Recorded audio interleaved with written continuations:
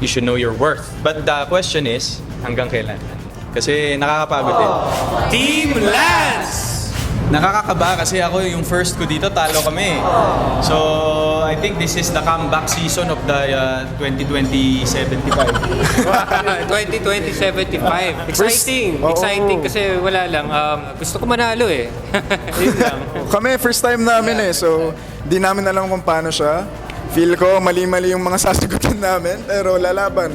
May trust naman ako sa utak ko, so I think it will work this time. So let's go. Jules, alam mo naman magkaibigan tayo. Tsaka sabi ko nga, sasalo ko ng bala sa'yo. Pero dito naman, baka... Pwede...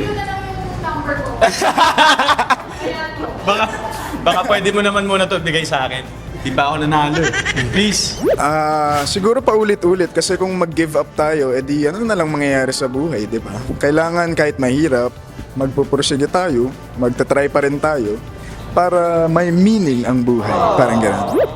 The more you paulit-ulit ka magmahal, the more you learn lessons in life and tsaka in relationships. So, ayun. Basic pero cliche. It's better to have love than none at all. Well, basically, hindi naman masama magpaulit-ulit. Pero dapat hindi nawawala yung thinking natin hanggang kailan. Kasi nakakapagod din. Sa totoo lang. At the end of the day, yung sarili mo yung importante. You should know your worth. Dahil yun ang gusto natin iparating sa lahat ng tao. You know, before you can love others, you should love yourself. Kasi it can never go any other way. Kasi hindi naman pwedeng minamahal mo yung iba tapos yung sarili mo pinapabayaan mo. So, okay lang na paulit-ulit. But the question is, hanggang kailan? So mga kapuso, mamaya na po ang episode po ng 5 Breakups in a Romance sa Family Feud. Excited po kami.